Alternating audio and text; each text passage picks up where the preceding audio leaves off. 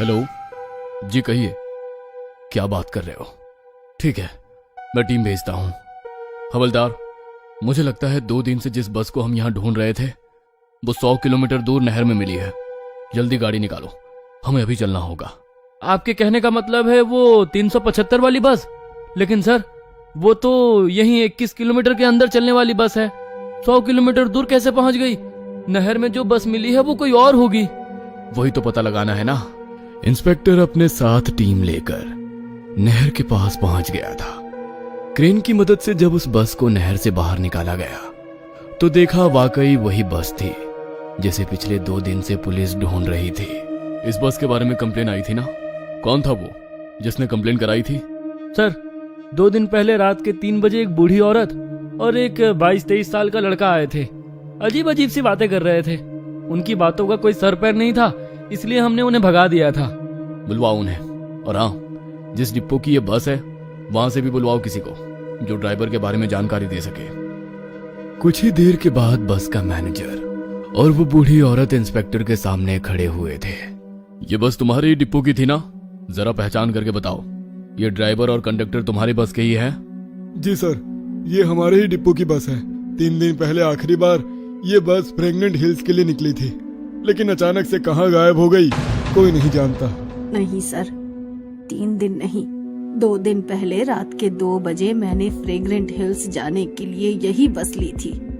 बस में एक ड्राइवर और एक लेडी कंडक्टर भी थी। बस में मेरे साथ साथ एक कपल और एक 22 से 23 साल का लड़का भी चढ़ा था। वही लड़का जो मेरे साथ पुलिस में कंप्लेंट दर्ज कराने के लिए भी आया था। और वो कपल, वो कहाँ गए? उनकी तो डेड बॉडी भी नहीं मिली बस के अंदर से। हाँ, वो लोग थोड़ी दूर पर ही बस से उतर गए थे।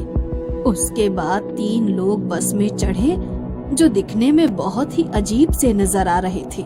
मैंने उस दिन इंस्पेक्टर को बताया था, लेकिन किसी ने भी मेरी बात पर यकीन नहीं किया। वो 3 लोग इंसान नहीं थे सर, मैंने खुद अपनी आंखों से देखा, वो कुछ और ही था। बूढ़ी की बातें सुनने के बाद इंस्पेक्टर का दिमाग चकराने लगा था।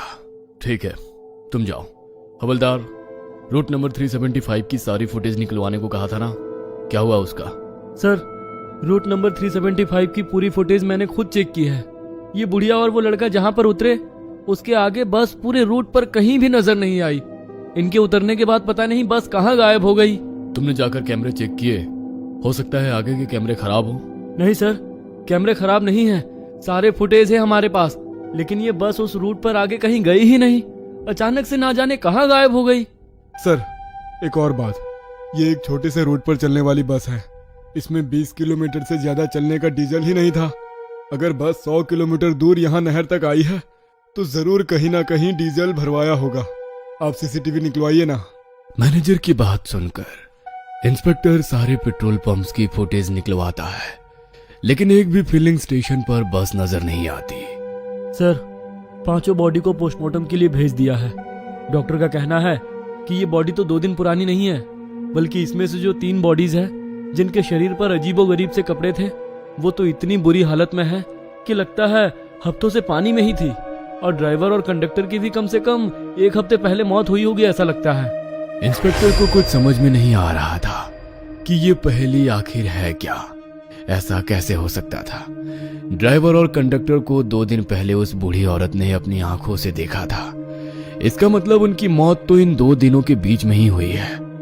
पहेलियों को सुलझाने के लिए इंस्पेक्टर जाकर बस का फ्यूल टैंक खोलकर देखता है, और जो सामने उसे नजर आता है उसे देखकर उसे मानो करंट सा लग जाता है। बस का फ्यूल टैंक लबालब खून से भरा हुआ था।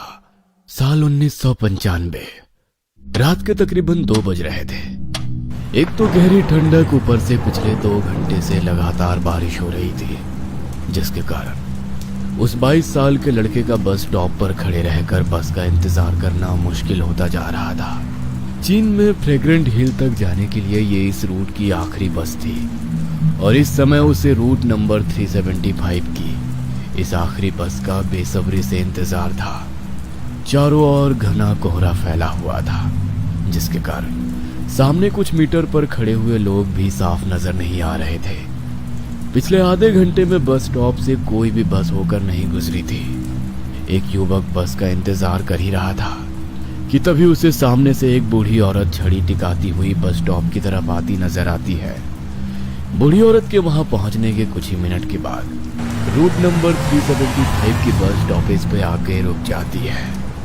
वो बूढ़ी औरत और युवक बस में चढ़ जाते हैं। बस आगे बढ़ने ही वाली थी कि तभी कोई बस को हाथ हिलाकर रोकने का इशारा करता है। ड्राइवर ने एक बार फिर ब्रेक लगा दिया था। एक कपल हाथों में हाथ डाले बस में चढ़ते हैं और ड्राइवर के पीछे वाली सीट पर बैठ जाते हैं। वो बूढ़ी औरत और लड़का भी बस में आमने सामने वाली सीट पर बैठ गए थे। बस में कुछ मिलाकर सिर्फ 4 ही सवारियां थी। ड्राइवर ने एक बार फिर इधर उधर देखा। जब उसे कोई सवारी दिखाई नहीं दी तो उसने बस को आगे बढ़ा दिया।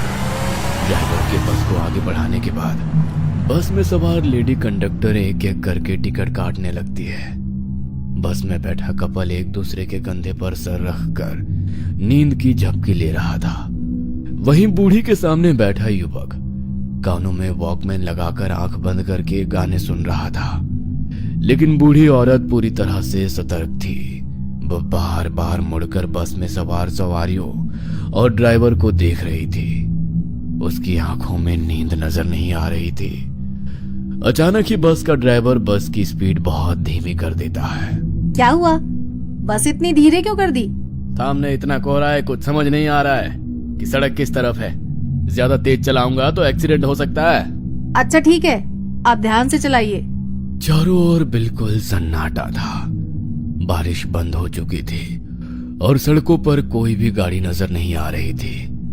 बस भी लगभग खाली ही थी, जिसकी वजह से गाड़ी के इंजन के अलावा और किसी भी तरह की आहट गाड़ी में से सुनाई नहीं पड़ रही थी। खराब मौसम और कम विजिबिलिटी होने के कारण ड्राइवर के साथ साथ बस में सवार बूढ़ी औरत के माथे पर भी चिंता की लकीरें उभर रही थी, क्योंकि बाकी सवारियां आंखें बंद किए थी। उन्हें बाहर के मौसम का कोई अंदाजा ही नहीं था। अचानक से बस की छत पर किसी के होने का एहसास होने लगता है और धम धम की आवाज सुनाई पड़ने लगती है।